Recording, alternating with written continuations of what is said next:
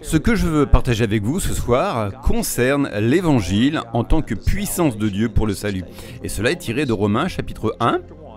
C'est l'apôtre Paul qui écrit et il dit au verset 14 « Je me dois aux Grecs et aux barbares, aux sages et aux ignorants.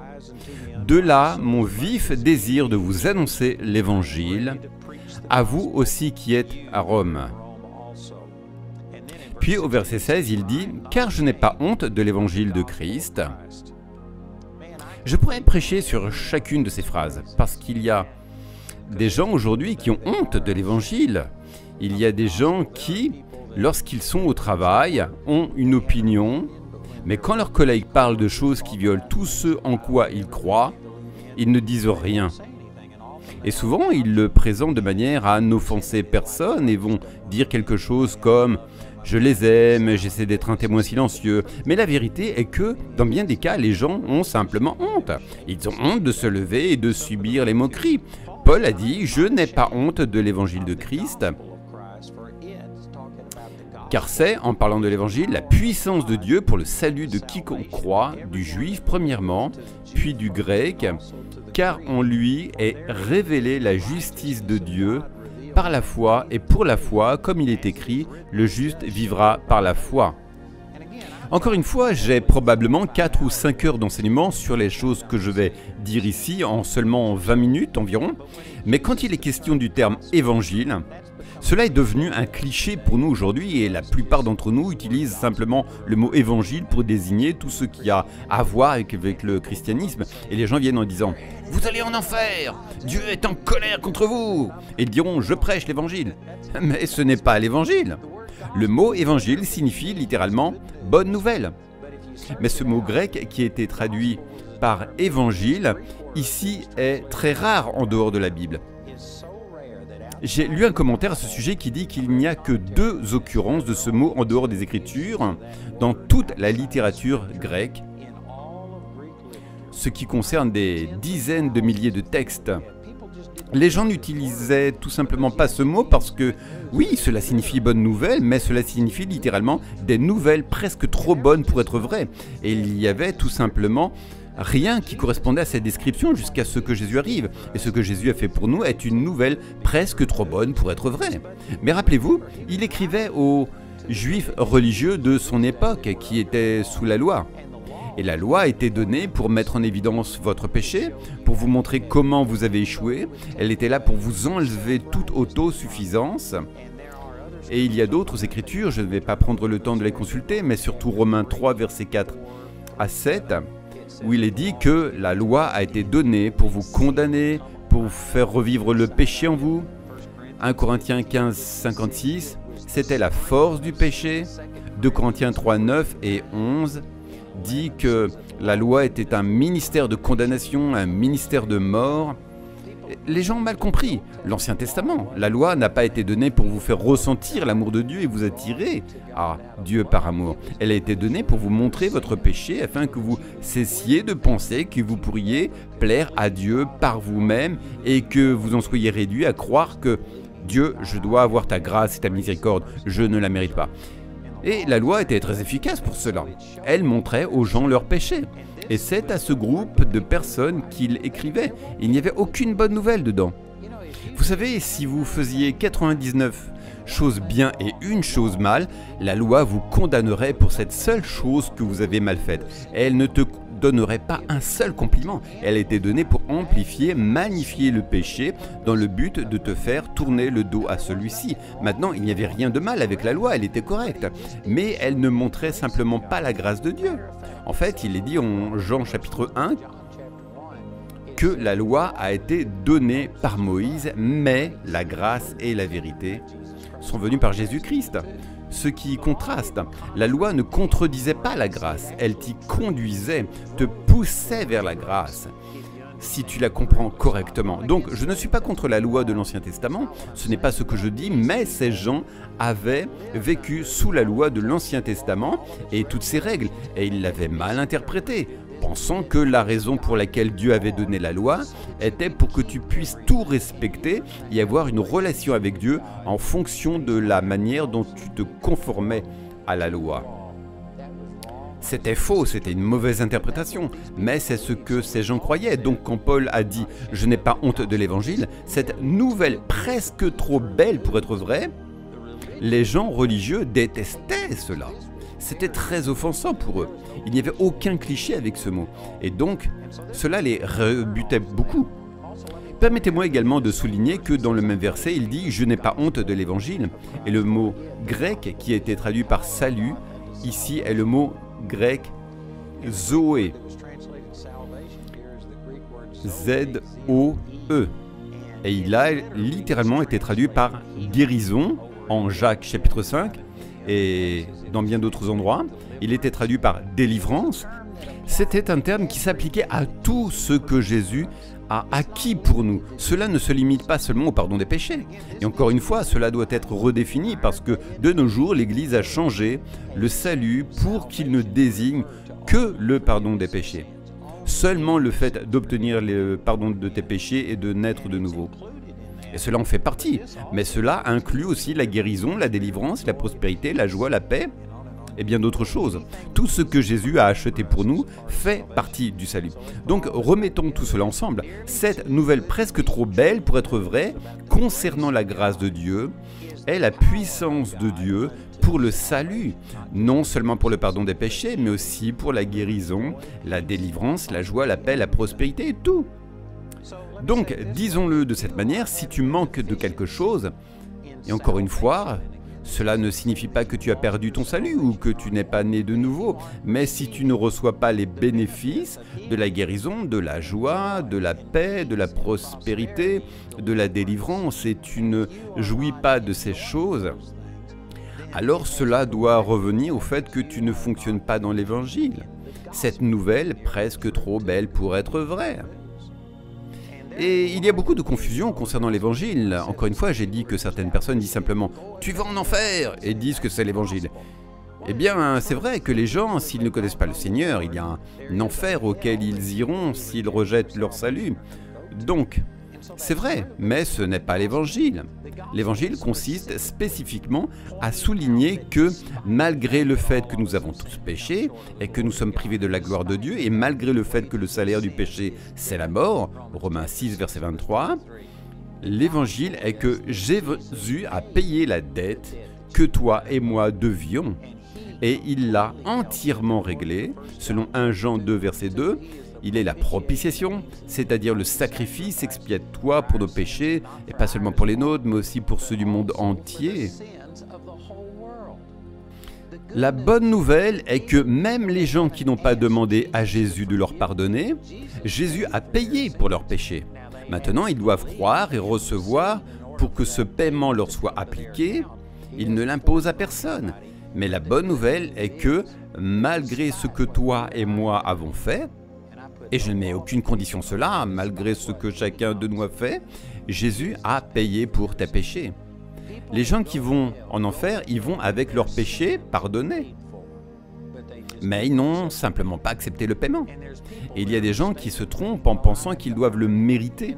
Et donc, au lieu de recevoir le salut comme un don, je cite à nouveau ce verset, Romains 6, 23, le salaire du péché, c'est la mort, mais le don de Dieu, c'est la vie éternelle en Jésus-Christ, notre Seigneur. Le salut est un don. Il ne peut pas être mérité. C'est un don qui doit être reçu. Et si tu comprends cela, alors l'Évangile est la puissance qui donne accès à tout ce que Jésus a prévu pour nous.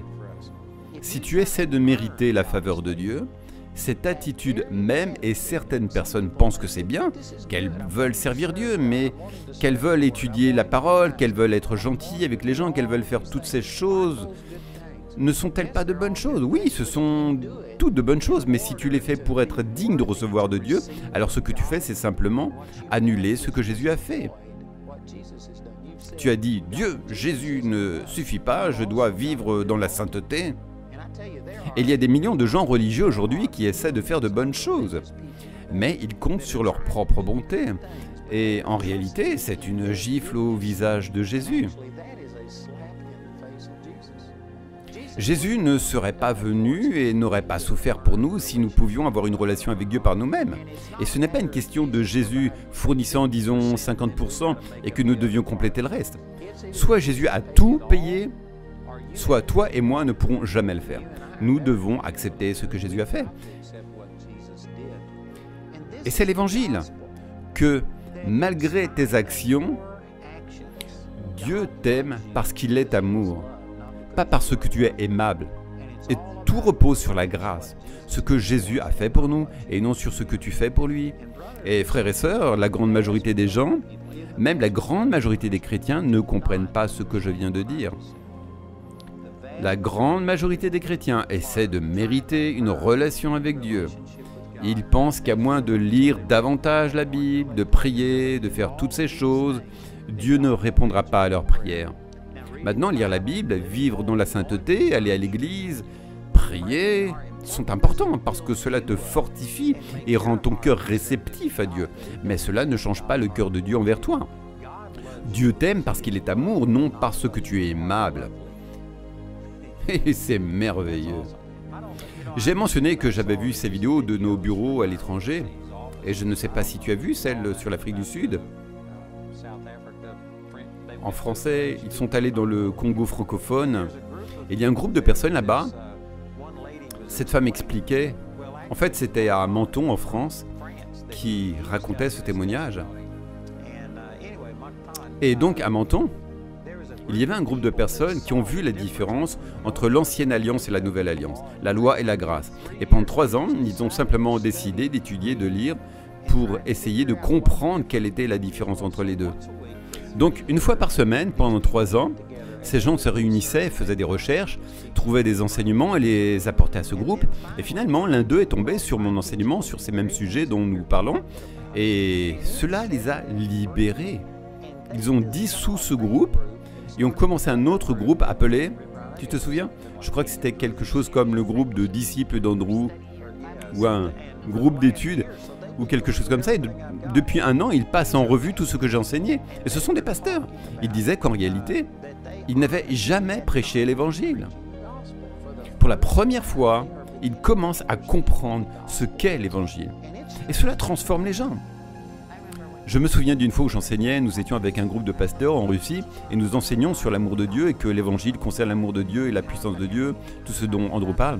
Et une femme est venue et a dit « Je suis pasteur depuis 20 ans et je n'avais aucune idée que Dieu m'aimait. » C'est merveilleux. J'étais comme « Waouh, mais qu'est-ce que tu prêches? Il ne prêche pas l'évangile. Je suppose que tu as la religion, mais ça me rappelle une femme en Ouganda, j'ai oublié son nom pour l'instant, mais en tout cas je l'ai rencontrée. Elle a assisté à l'une de nos classes de disciples et cette femme avait une église d'environ 150 personnes ou quelque chose comme ça. Elle était tellement légaliste, prêchant que si tu fumes une cigarette, si tu fais quoi que ce soit de mal, tu vas en enfer. Elle condamnait tous ses fidèles à l'enfer. Et son église est passée de 150 à 20 ou 30 personnes. Elle les a tous fait fuir. Et puis elle a commencé à assister à l'une des classes d'évangélisation de disciples. Et cette femme jeûnait en fait 6 jours par semaine et mangeait 1 jour par semaine. Et elle avait perdu, j'ai oublié combien de poids, mais en tout cas cette femme racontait cela à travers un interprète. Nous devions passer par 2 interprètes parce qu'elle parlait un dialecte vraiment étrange. Et elle me disait qu'elle avait perdu environ une centaine de kilos et elle a passé sa main sur ma poitrine et elle a dit « Je suis aussi plate que toi !» Parce qu'elle avait perdu tellement de poids. Quoi qu'il en soit, cette femme a finalement compris l'évangile et elle est retournée voir ses membres d'église qu'elle avait condamnés à l'enfer à cause de leur mode de vie. Elle s'est excusée en disant « Je suis désolée, je ne savais pas ce qu'était l'évangile. » Et elle a commencé à leur raconter l'évangile. Et les gens commençaient à être libérés. Et son église est passée de 20 à plus de 1000 personnes en 6 mois. Et des miracles ont commencé à se produire. Et puis l'un des membres de leur église est décédé. Et ils ont organisé une veillée funèbre. Et lors de cette veillée, ils plaçaient le corps dans la maison. Et il restait là pendant, je ne sais pas, 2 ou 3 jours ou une semaine. Et donc, tous les membres de l'église étaient là et ils étaient tous en train de rendre visite et de manger dans une autre pièce. Elle s'est juste éclipsée, est allée dans la pièce où était ce corps et a passé environ 20 minutes là-dedans. Et cet homme était mort depuis 3 jours. Et elle est sortie et est revenue avec la mort, vivant, dans la pièce. C'est extraordinaire. Et tout cela grâce à l'évangile. C'est la puissance de Dieu. Si tu sens que tu manques de puissance dans ta vie, selon ce verset, et il y en a tant d'autres que je pourrais partager avec toi, c'est parce que tu ne comprends pas l'Évangile. Maintenant, tu comprends peut-être qu'il y a un Dieu, et tu comprends peut-être qu'il y a un diable, et qu'il y a un paradis, qu'il y a un enfer, et tu as peut-être invoqué Jésus pour qu'il te pardonne tes péchés, mais cela ne signifie pas que tu t'appropries tout ce que Jésus a fait par l'Évangile, par cette nouvelle presque trop belle pour être vraie, que ce n'est pas ta bonté ni ta sainteté. C'est ce que Jésus a fait pour toi. Et la seule chose qui t'est demandée, eh bien, disons qu'il y a deux choses qui te sont demandées pour recevoir la grâce de Dieu. La première, c'est qu'il est dit qu'il n'est mort que pour les impies. Donc la première chose que tu dois faire est de reconnaître ton impiété. Amen. Nous sommes qualifiés, chacun de nous, pour répondre à cette exigence. Ensuite, après avoir reconnu que tu es impie, la deuxième chose est d'accéder à la grâce. En fait, laisse-moi te lire cela en Romains 5, verset 1. Ainsi donc, ayant été justifiés par la foi, qui est mise en contraste avec le fait d'être justifié par des œuvres, par ta bonté, nous avons la paix avec Dieu par notre Seigneur Jésus-Christ. Voici une autre façon de savoir si tu comprends vraiment l'Évangile. Si tu comprends l'Évangile, tu as la paix. Tu n'es pas dans le tourment. Tu n'es pas comme sur un tapis roulant. J'ai marché sur un tapis roulant aujourd'hui et j'allais assez vite. Et je me souviens d'une fois où j'étais sur un tapis roulant et que la serviette que j'utilisais pour essuyer ma transpiration est tombée. J'ai essayé de la ramasser et elle m'a propulsé en dehors de l'appareil et je me suis retrouvé sur le sol. Savais-tu que lorsque tu es sur un tapis roulant, tu ne peux pas t'arrêter, tu dois continuer ou tu pourrais tomber. Et certaines personnes ressentent cela concernant le salut. Oui, j'ai invoqué Jésus. Oui, je lui ai demandé de me pardonner. Oui, j'ai besoin d'être guéri, délivré de tout cela. Mais je dois faire toutes ces choses et elle se tue à la tâche. Ce n'est pas l'Évangile. Quand tu as l'Évangile, tu as la paix avec Dieu. Si tu manques de paix, c'est parce que tu mets ta confiance en toi-même et en tes actions. Et tu ne peux pas te reposer. Tu ne peux pas t'accorder de pause parce que tu dois constamment être en train de te surpasser. Et le verset suivant, le verset 2 dit « C'est par lui que nous avons aussi accès par la foi à cette grâce dans laquelle nous nous tenons et nous nous glorifions dans l'espérance de la gloire de Dieu. » Donc la première chose que tu dois faire, c'est reconnaître que tu es impie et que tu ne peux pas gagner ni mériter la faveur de Dieu d'une manière ou d'une autre. Chacun de nous est qualifié pour cela. Tout le monde ne l'a pas reconnu, mais tout le monde est qualifié pour cela.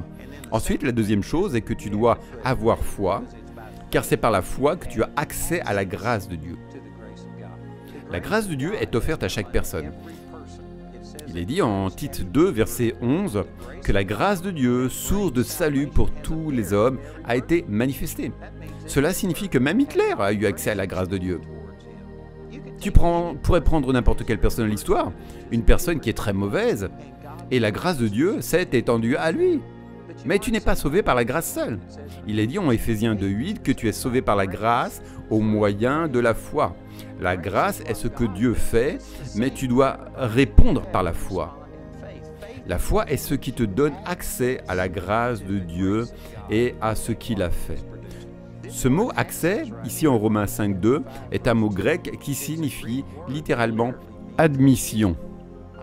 Comme lorsque tu vas au cinéma, tu dois acheter un billet et cela te donne l'admission, l'accès à la séance. Tu dois obtenir l'accès à la grâce de Dieu. Et ce n'est pas par ta bonté, ce n'est pas par tes œuvres, ce n'est pas par ta sainteté, c'est en mettant ta confiance en ce que Jésus a fait.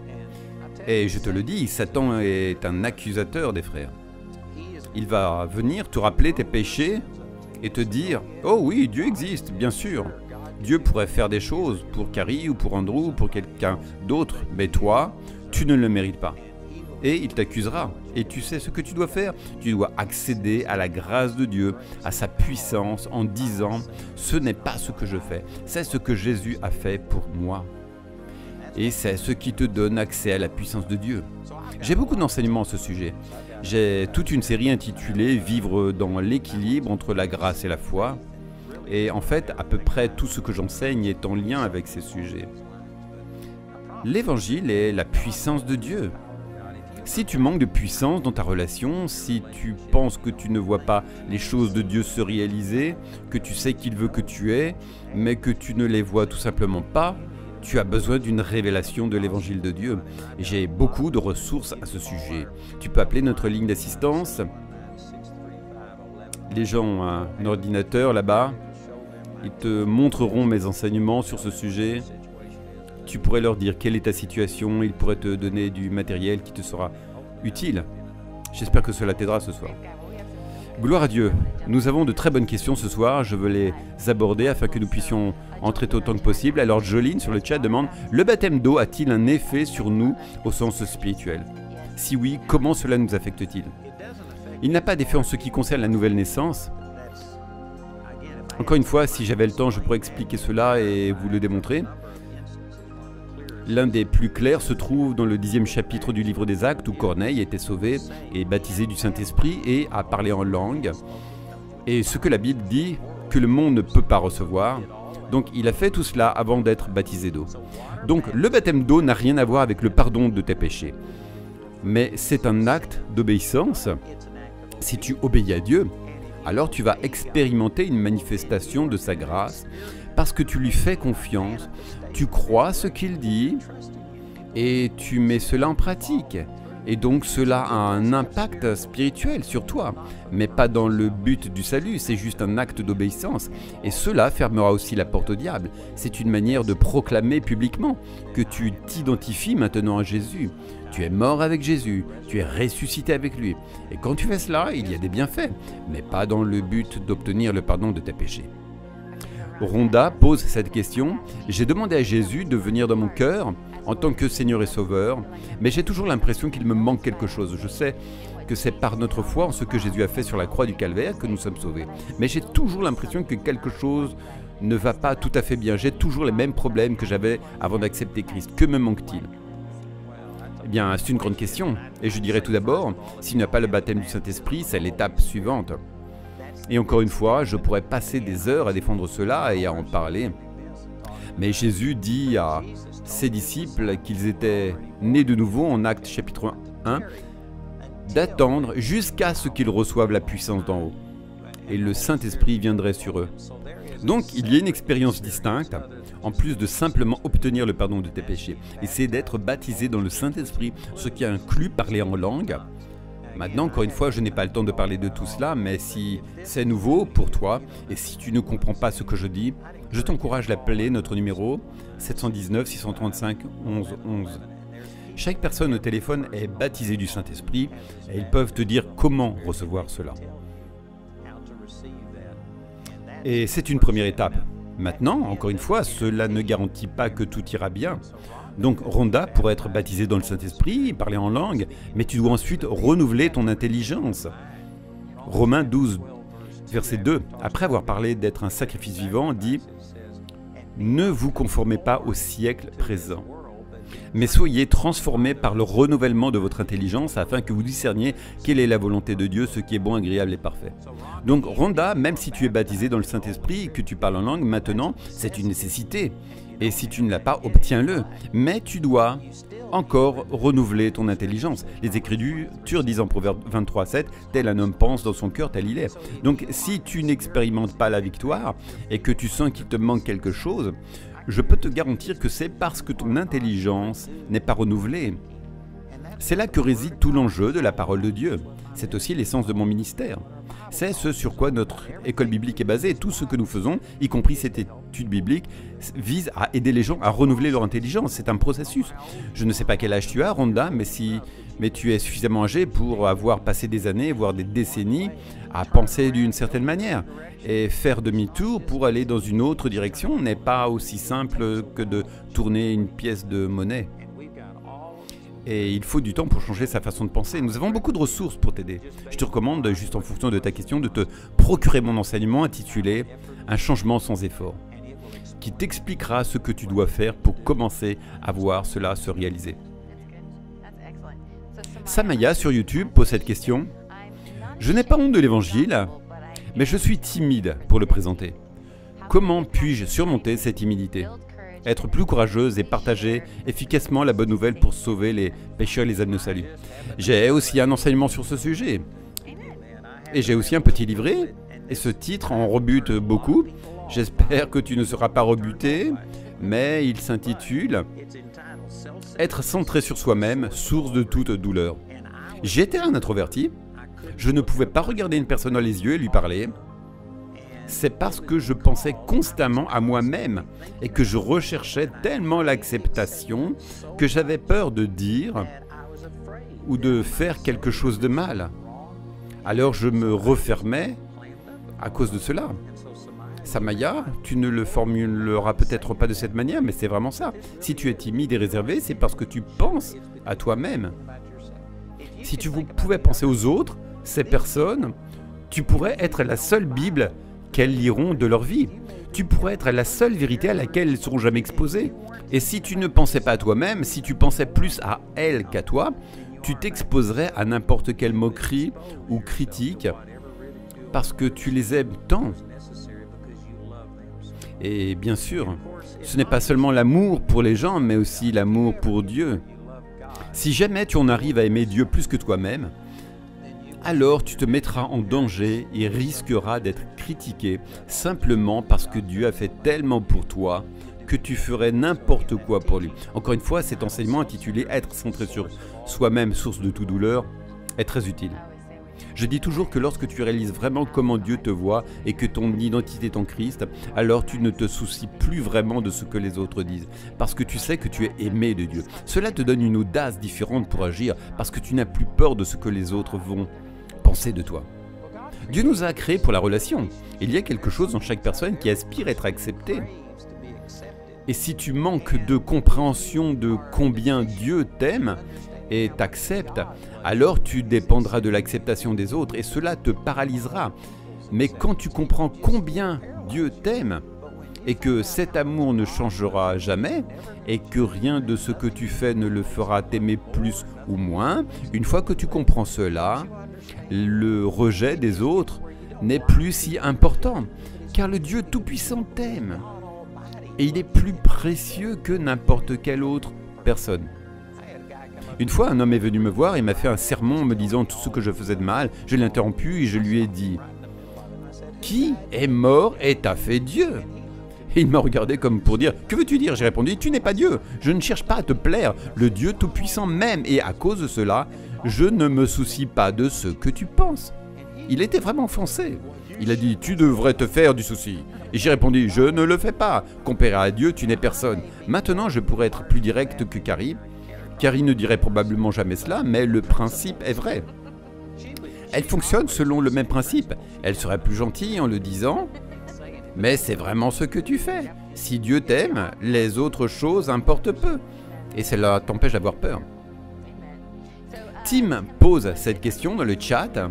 « Malgré mes actions, je suis sauvé et devrais être guéri. Donc ma justice est entièrement en Christ. » Pourquoi alors certains disent-ils que nous donnons une ouverture à Satan lorsque l'on pêche? Eh bien, c'est parce que Dieu ne tient pas compte du péché. Encore une fois, j'ai beaucoup d'enseignements là-dessus. J'ai un livre intitulé « La vraie nature de Dieu » qui aborde ce sujet en profondeur. Mais Dieu ne tient pas compte du péché. Cela signifie que nous sommes juste à ses yeux et que c'est par la grâce qu'il interagit avec nous.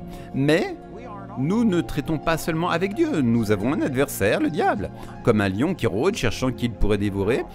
En Romains 6, verset 16, Paul, qui a reçu la révélation de l'Évangile, qui a dit que c'est la puissance de Dieu pour le salut. Dans cette même épître, il a dit en Romains 6, verset 16, « Ne savez-vous pas qu'en vous livrant à quelqu'un comme esclave pour lui obéir, vous êtes esclave de celui à qui vous obéissez, soit du péché qui conduit à la mort, soit de l'obéissance qui conduit à la justice ?» Donc il y a deux choses à l'œuvre ici.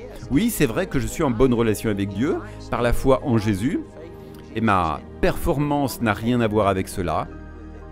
Et certaines personnes se concentrent uniquement là-dessus, et à partir de cela, ils se disent qu'il n'importe pas d'étudier la parole, il n'importe pas de témoigner aux autres, il n'importe pas d'aimer Dieu, il n'importe pas de prier, peu importe ce qu'ils font, parce que tout serait basé sur Jésus. Eh bien, du point de vue de Dieu, c'est vrai. Mais nous avons aussi un ennemi qui essaie d'accéder à vous, et la manière dont vous agissez importe. La raison pour laquelle j'étudie la parole et je prie, et lorsque je commets une erreur, la raison pour laquelle je me repens et me détourne de cette erreur, c'est parce que lorsque je pêche, je me soumets à Satan, l'auteur de ce péché, et je lui donne de la domination dans ma vie. Je ne perds pas mon salut, je ne perds pas ma position devant Dieu, mais j'invite Satan à entrer. Non pas dans mon esprit, mais dans mon corps et dans mon âme. Je lui donne l'occasion de causer de la pauvreté, de la maladie, des problèmes physiques et naturels. Je lui donne l'occasion de causer de la dépression, de la confusion, toutes sortes de choses. Mais Dieu m'aime toujours. Cependant, je ne suis pas seulement un esprit, j'ai un corps et une âme et je dois les aligner avec Dieu. C'est pourquoi je dis qu'il est important de vivre dans la sainteté, même si nous sommes justifiés aux yeux de Dieu par la foi. Anne Beth pose cette question, et c'est une excellente question parce que nous parlions de l'amour de Dieu. Elle dit « Dieu nous aime parce qu'il est amour. Mais nous aime-t-il par obligation ou parce qu'il veut vraiment nous aimer ?» Il veut vraiment nous aimer. Et c'est quelque chose que j'ai mis du temps à comprendre, même si après avoir compris qu'il m'aimait, je ne comprenais pas pourquoi. Mais Dieu voit les choses différemment de vous et moi. Vous savez, lorsque Dieu a créé les cieux et la terre, il est dit qu'il y ait de la lumière. Et il vit que la lumière était bonne. Il se concentre sur ce qu'il crée. Les ténèbres sont l'absence de lumière. Et il est conscient de nos échecs et de ce genre de choses. Mais il nous voit. Et je pense que Dieu est plus satisfait de nous que nous le réalisons. Laissez-moi personnaliser cela. Je déteste dire ce genre de choses parce que les gens écrivent toujours pour dire que je suis trop dur envers moi-même. Quoi qu'il en soit, Dieu m'aime et je sais que Dieu m'aime. Mais il ne m'aime pas à cause de qui je suis, il m'aime à cause de Jésus. Et je suis encore en train de comprendre cela, même s'il y a des choses en moi que je n'aime pas et que je sais que Dieu n'aime pas. Dieu m'aime et il est satisfait de moi. Il regarde le bien qu'il a fait dans ma vie plutôt que les aspects négatifs de ma vie qui doivent changer. Dieu est l'optimiste éternel. Il se concentre sur les bonnes choses. Dieu est satisfait de nous. La foi est ce qui plaît à Dieu. Hébreux 11. Chapitre 6, sans la foi, il est impossible de plaire à Dieu. Et si vous revenez en arrière au verset 5 d'Hébreux 11, il est question d'Enoch, un homme qui fut enlevé et ne mourut jamais physiquement, il fut simplement porté au ciel. Vous pouvez lire cela en Genèse chapitre 5. Avant son enlèvement, il avait ce témoignage « Je plais à Dieu ». Et la plupart des gens lisent cela et pensent « Eh bien, il devait être un homme très saint ». Il n'est jamais question de sa sainteté. Il est dit au verset suivant que la foi est ce qui plaît à Dieu. Si vous avez foi en Dieu, Dieu est satisfait de cette foi, même si vos performances ne sont pas bonnes. Maintenant, encore une fois, certaines personnes, comme pour la question précédente, pendant cela, ils diront « Eh bien, ça ne fait rien ce que je fais. Dieu m'aime et je vais passer ma vie à me réjouir du fait que Dieu m'aime. » Et donc, ils vivent dans le péché. Et Satan va leur voler leur déjeuner. Même si votre esprit est sauvé et que vous mourrez, vous irez rejoindre le Seigneur et vous recevrez tous ses avantages. Vous n'aurez aucune récompense au ciel parce que vous n'avez pas fait ce que Dieu voulait que vous fassiez. De plus, dans cette vie, vous allez souffrir émotionnellement, physiquement, financièrement. Vos relations vont échouer. Vous allez souffrir si vous vivez dans le péché. Et donc, il faut comprendre que c'est la foi qui plaît à Dieu. Mais cela n'annule pas le fait de faire ce qui est juste. Vous devez faire les deux. Nous vivons dans un monde déchu et nous devons lutter contre notre adversaire, le diable. Cher pose cette question dans le chat. L'évangile concerne-t-il Jésus et tout ce qu'il a fait, ou concerne-t-il le royaume? Je ne vois pas de différence. Est-ce que tu vois une différence? Non, je sais qu'il y a beaucoup d'enseignements qui disent qu'il est venu prêcher le royaume, que Jésus est venu prêcher le royaume, mais il est venu prêcher l'évangile, qui était le royaume de Dieu. Un royaume est le domaine sur lequel un roi règne. C'est la raison pour laquelle on parle de royaume. Et donc, quand tu parles de royaume, tu parles de ce à quoi Jésus a pourvu, et tout cela concerne Jésus. Je ne sépare pas le roi du royaume.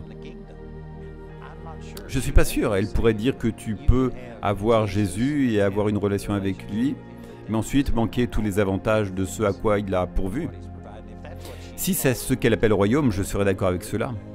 Tu pourrais être né de nouveau, ta relation avec Dieu pourrait être sûre, et pourtant ne pas profiter du royaume ou des avantages de ton salut parce que tu ne renouvelles pas ton intelligence. Et aussi, Carrie, c'est comme ça, tu ne peux pas aller dans cette direction vers Dieu et en même temps aller dans la direction du diable. Si tu apprécies les choses du diable et que tu vis dans le péché, tu dois tourner le dos à Dieu. Ce n'est pas qu'il tourne le dos, mais nous lui tournons le dos.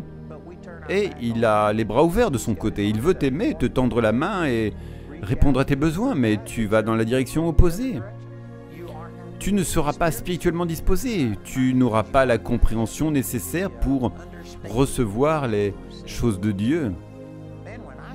Quand je passe du temps dans la parole et la prière et que je garde mon attention sur le Seigneur, je reçois des révélations surnaturelles avec l'aide de l'Esprit qui les rend vivantes.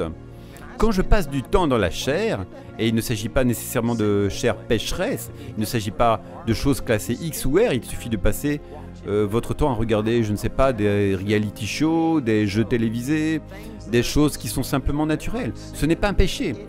Cela vous rend spirituellement insensible et non perceptif. Donc, je ne suis pas sûr que cela ait répondu à sa question ou non.